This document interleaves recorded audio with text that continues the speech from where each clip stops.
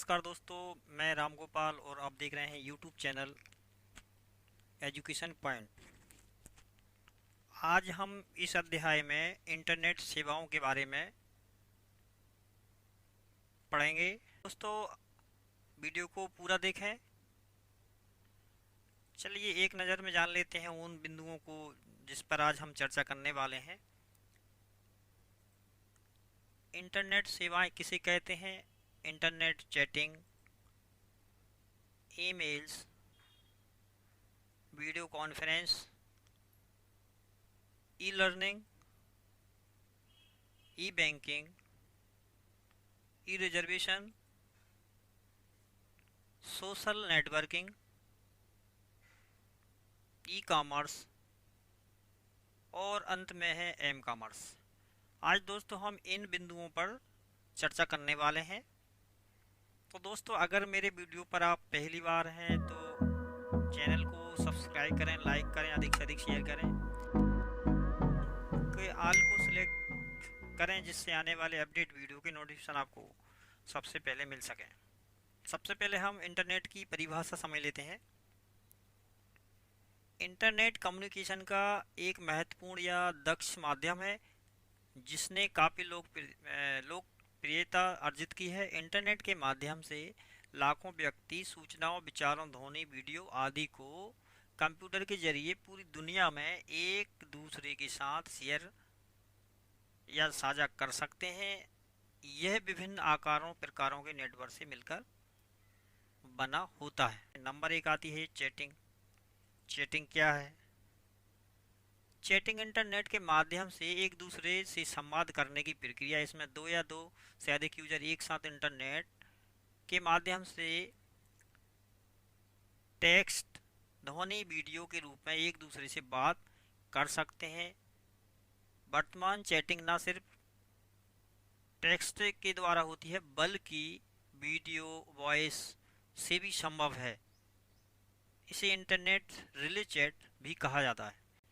Text chat यानी लिखकर पत्र, यह चैट का सबसे प्रचलित और पुराना माध्यम। इसके माध्यम से एक यूजर दूसरे यूजर को लिखित में कोई भी सूचना भेज सकता है और प्राप्त कर सकता है, जैसे मैसेज। दूसरा, वॉइस, बोलकर, यह चैट का आधुनिक रूप है। इसमें दो यूजर आपस में एक दूसरे से ध्वनि के माध्यम से जुड़े रहते हैं। ध्वनि प्राप्त करने के लिए स्पीकर लगा होना आवश्यक है और बात करने के लिए माइक्रोफोन का उपयोग किया जाता है। यदि इंटरनेट की गति कम है तब आवाज़ रुक रुक कर आती है। इसमें बात करने का शुल्क समय पर निर्भर नहीं होता बल्कि डाटा स्थानांतरण की मात्रा पर निर्भर होता है। इसके बाद तीसरी चैट आती है वीडियो। इंटरनेट या नेट पर फेस टू फेस बातचीत को वीडियो चैट कहा जाता है, जिसमें वेब कैम और उसमें संबंधित सॉफ्टवेयर की आवश्यकता पड़ती है। इसे वीडियो कॉन्फ्रेंस भी कहा। तो दोस्तों, ये इंटरनेट चैटिंग है। ये तीन प्रकार की चैटिंग होती हैं: लिखित चैटिंग, बोलकर चैटिंग और देखकर चैटिंग। ईमेल क्या है? मेल या इलेक्ट्रॉनिक मेल एक इंटरनेट के माध्यम से किसी कंप्यूटर या अन्य उपकरण से पत्र भेजने का एक तरीका है। एक मेल को भेजने के लिए एक मेल्स पते की आवश्यकता होती है जो यूजर नेम और डोमेन नेम से मिलकर बना होता है। आमतौर पर इंटरनेट पर कई मुफ्त ईमेल सेवाएं उपलब्ध हैं और जिस प्रकार एक ईमेल को कंप्यूटर से भेजा जाता है उसी प्रकार से एक ईमेल को स्मार्टफोन से भी भेजा जा सकता है। जिस तरह से हम डाक के माध्यम से एक पत्र भेजते हैं, उसी तरह ईमेल पत्र भेजने का यह एक आधुनिक रूप है। यह लगभग हर जगह उपयोग किया जाता है, चाहे वह घर हो, कार्यालय, स्कूल, कॉलेज, कोर्ट, उद्योग, बैंक या कोई भी सरकारी या प्राइवेट कार्यालय हो। इस माध्यम का उपयोग करके हम पाठ, चित्र, फाइलें आदि अन्य प्रकार के दस्तावेजों दस्तावेज भी भेज सकते हैं, जिसे हम ईमेल कहते हैं। अब बात आती है ई शिक्षा। ई शिक्षा, ई लर्निंग को सभी प्रकार के इलेक्ट्रॉनिक समर्थित शिक्षा और अध्यापन के रूप में परिभाषित किया जाता है, जो स्वाभाविक तौर पर क्रियात्मक होते हैं और जिनका उद्देश्य शिक्षार्थियों के व्यक्तिगत अनुभव, अभ्यास और ज्ञान के संदर्भ में ज्ञान के निर्माण को प्रभावित करता है। सूचना एवं संचार प्रणालियाँ, चाहे इसमें नेटवर्क की व्यवस्था हो या ना हो, शिक्षा प्रक्रिया क्रियान्वयन करने वाले विशेष माध्यम के रूप में आसानी अपनी सेवाएं प्रदान करती है। ई शिक्षा अनिवार्य रूप से कौशल और ज्ञान का कंप्यूटर नेटवर्क समर्थित अंतरण है। ई शिक्षा इलेक्ट्रॉनिक अनुप्रयोगों और लिखने सीखने की प्रक्रियाओं के उपयोग को संदर्भित करता है। ई शिक्षा के अनुप्रयोगों और प्रक्रियाओं में वेब आधारित शिक्षा, कंप्यूटर आधारित शिक्षा, शिक्षा आवासी कक्षाएं, डिजिटल सहयोग शामिल है और पाठ्य सामग्रियों का विवरण इंटरनेट, ऑडियो वीडियो टेप वगैरह, टीवी, सीडी रोम के माध्यम से किया जाता है। इसे खुद ब खुद अनुदेशक के नेतृत्व में किया जा सकता है और इसका माध्यम पाठ, छवि, एनिमेशन, वीडियो आदि ऑडियो होते हैं। आगे इंटरनेट बैंकिंग क्या है? इंटरनेट बैंकिंग जिसे ऑनलाइन बैंकिंग, ई बैंकिंग, वर्चुअल बैंकिंग के रूप में भी जाना जाता है, एक इलेक्ट्रॉनिक भुगतान प्रणाली है जो बैंक अन्य वित्तीय संस्थानों के ग्राहकों को वित्तीय संस्था की वेबसाइट के माध्यम से वित्तीय लेने देने की एक श्रृंखला का संचालन करने में सक्षम करती है। इंटरनेट बैंकिंग है। जैसे दोस्तों, अगर मान लीजिए अभी हम बैंक जाते हैं, जब इंटरनेट बैंकिंग हम यूज करते हैं तो हमें वहाँ बैंक जाने की ज़रूरत नहीं पड़ती। हम यहीं से आदान प्रदान, किसी को पैसे भेजना है, किसी से पैसे लेना है, मतलब इलेक्ट्रॉनिक रूप से हम उनको जो भुगतान की प्रणाली होती है उसे इंटरनेट बैंकिंग कहते हैं। इंटरनेट बैंकिंग एक वह प्रणाली है जो ग्राहक को उसके नेट बैंकिंग खाते में वित्तीय और गैर वित्तीय लेने देने की सुविधा प्रदान करती है।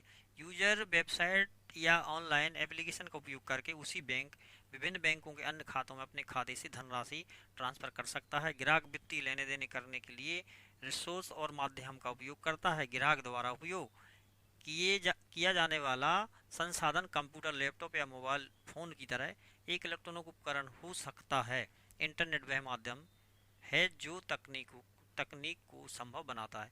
तो दोस्तों, ये इंटरनेट बैंकिंग कहते हैं। जो भी ये हम सेवा लेते हैं इस तरीके की, ये इंटरनेट बैंकिंग के अंतर्गत आता है।